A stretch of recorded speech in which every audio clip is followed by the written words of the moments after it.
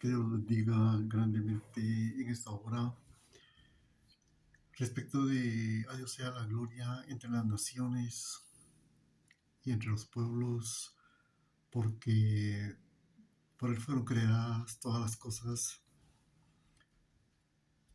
Respecto del tema de la justificación, hemos dicho que es una resolución judicial emitida por Dios juez, en el cual se declara justa a la persona que cree en la sangre que Cristo Jesús derramó en la cruz, y que media vez esa resolución causa firmeza, no es susceptible de ser impugnada por ningún tribunal, ni por la Corte de Apelaciones, ni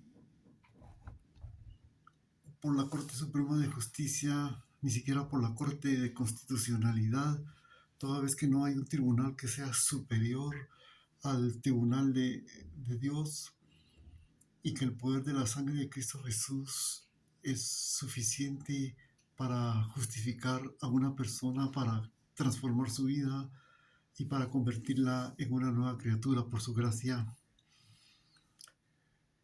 Decía que el ejemplo clásico de justificación es el pueblo de Israel. El pueblo de Israel, en el caso del profeta Balaam, cuando el pueblo de Israel venía de Egipto y ya estaba en la frontera para entrar a Israel, llegó a la tierra de Moab. Esto lo podemos ver en del capítulo 22 al 25 del libro de Números.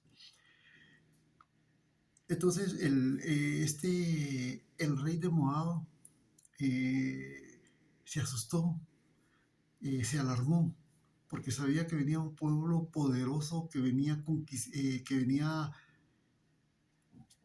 conquistando reinos, solo con alabar a Jehová, Dios de los ejércitos.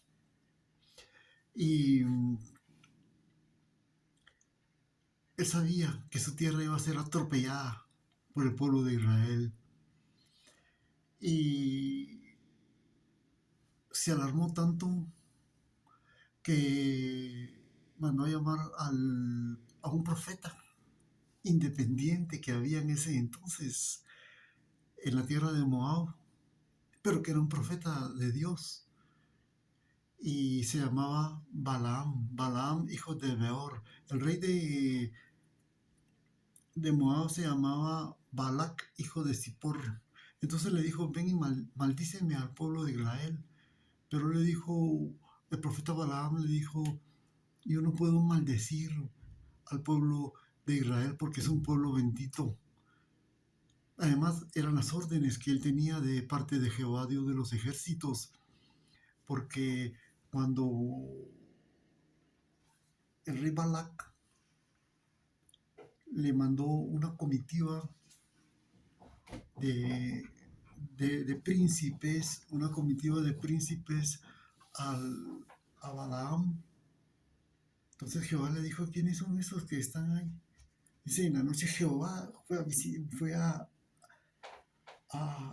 pues a visitar, digamos, a Balaam, y le dijo: ¿quiénes son esos que están ahí? Y Balaam le dijo: han venido de parte de la tierra de Moab, del rey de Moab, de Balac, para decir que yo los maldiga, porque se tenía fama. Si tú lees esos capítulos de Números que te decía, del 24 al 25, decía que Balaam tenía esa autoridad, ese poder de que si él bendecía a un pueblo, el pueblo era bendito, y a quien él maldecía era maldito. Por eso era que lo había mandado a llamar eh, el rey de Moab. Entonces viene Jehová y le dice a Balaam: no los maldigas, porque ellos son benditos. Y si podemos ver, digamos, hay tres profecías de parte de Balaam cuando él se pronuncia, y, y las tres, en vez de salir maldición, sale bendición.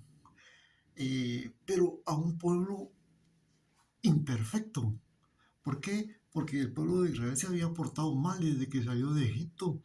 habían hecho becerros de oro en el monte Sinaí que queda en Egipto aún. Y habían salido de Egipto y ya estaban planchando, ¿va? Igualito que nosotros, ¿va, hermano? Bueno, eh, ellos habían sido incrédulos en Cádiz cuando se mandó al servicio de espionaje de Israel a reconocer la tierra prometida y regresaron con su informe todos los espías y dijeron, no, no vamos a poder conquistar esta tierra y cometieron ahí un pecado de incredulidad. Y así, si vemos la trayectoria de Israel desde que salieron de Egipto, solo incredulidad, solo infidelidad, pero Dios en vez de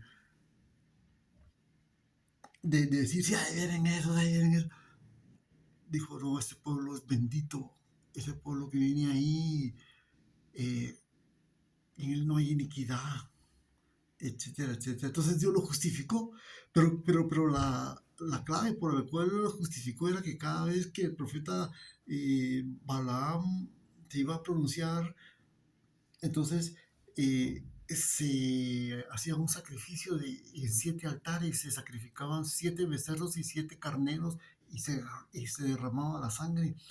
Eso significa que la bendición salía en virtud de esa sangre, de esos carneros y de esos becerros, porque esa sangre significa la sangre que nos justifica, la sangre del nuevo pacto, la sangre de Cristo Jesús. Que Dios los bendiga grandemente y seguimos siempre deleitándonos en estas riquezas de la ciencia y de la sabiduría de Dios.